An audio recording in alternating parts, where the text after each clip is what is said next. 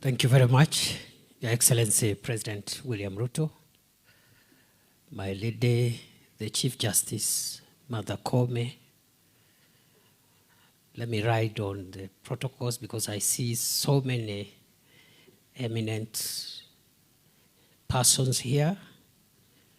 But with the permission of the President, I could just mention, the AG was not mentioned. I think I didn't hear. AG is here, and DPP Renson Ingonga, AG Dorcas Oduor, and the leader of majority in the National Assembly, Kimani Ichung'wah, among other very senior and eminent persons present here. Your Excellency, because of time, allow me to say I'm happy to be here to celebrate what our Supreme Court has done for the last 12 years. And it's a good thing that our Supreme Court has decided to introspect and reflect, even as they usher themselves into teenage. Because now they are 12, so they are entering teenage, and the responsibilities and the experiences of teenage will obviously visit their experience. And therefore, and that is on a light note, I'm very careful, Your Excellency, because I am an officer of the court. So I'm very careful what I say. I don't want to be accused later of saying that the Supreme Court is entering teenage in future. Your Excellency, allow me to say two quick things before I invite you. The first one is to appreciate what our Supreme Court has done to create formidable jurisprudence on major public interest issues and major public matters of public and national importance.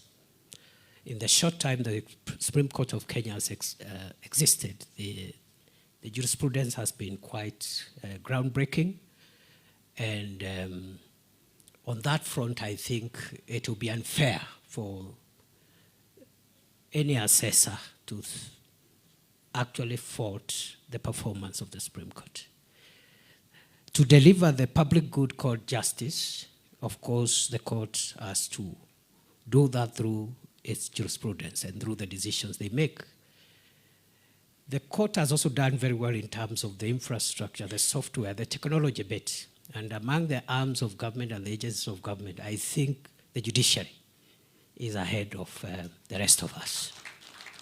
I remember my Lord Chief Justice Maraga when we were confronted with the predicament of COVID, issued certain rules, which we now call the Maraga rules, practice rules, which actually made justice, faster, more efficient, more convenient, even if we were all locked down by this public health emergency called COVID. And even after COVID lapsed, it appears that the way of the future in the administration of justice will be through the virtual courts and making sure we spend little time or as less time as possible in physical engagements in courtrooms. So again, on the issue of technology and the software for delivering the jurisprudence or delivering justice, the Supreme Court has done a good job. The only little thing where perhaps there is a need to make progress, and I've already heard from our leadership, the Chief Justice and the other speakers, progress is being made. I am also aware, Your Excellency, you chaired a high-level discussion around that subject matter, the issue of physical facilities for the court, because that's the area where perhaps the Supreme Court needs to make sure they have a modern physical infrastructure for delivering justice. And other than that, I think on a fair assessment, the court has done a good job. The second and last issue, Your Excellency, I want to mention is I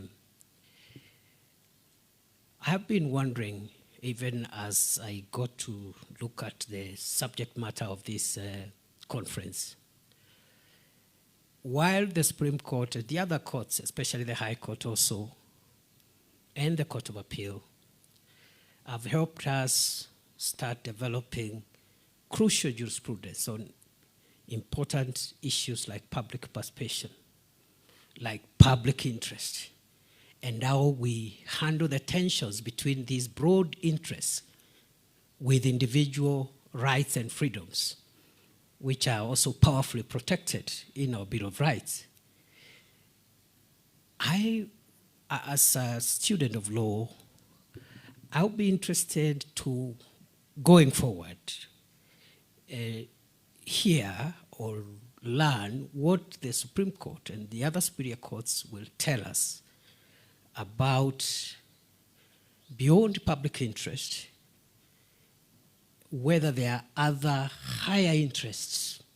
And I'm saying this with a bit of bias, Your Excellency, because it's in the public domain. I'm the immediate security minister for our country after you appointed me 2 years ago. And during those 2 years, I have had to ask myself whether the highest interest is the public interest, or there is a higher interest called the national interest. Because the public itself could hurt the national interest. And the Constitution talks about the national interest in two places, at the beginning and also in the chapter on national security. Other than the parameters and principles that the courts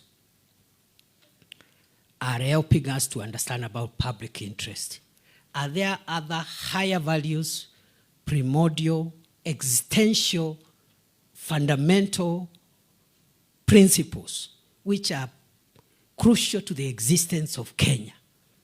Because the public can be mobilized or can mobilize itself to do the wrong things that threaten the existence of the state. And therefore, that is the next frontier of jurisprudence I would invite us to start thinking about, and the Supreme Court can help us in that regard. And very finally, I think the Chief Justice and the other speakers have ably brought out how we minimize the tensions between independence of the arms of government and the interdependence of the arms of government. That tension needs to be cleaned up a bit so that we do not hurt the four aspects of independence, especially for the judiciary: operational independence, administrative independence, financial independence, and decisional independence. Beyond those four pillars of independence, there's a lot of interdependence, there's a lot of relationships that be nurtured in a healthy manner without impairing the pedestal or without interfering with the place where the judiciary sits, so that the nation and the state can continue to exist. Sorry, Your Excellency, nimesema mengi kidogo. And with those remarks, Your Excellency, I now want to ask all colleagues if we can be upstanding as we invite His Excellency the President to address us. Asante sana. Welcome, Mr. President.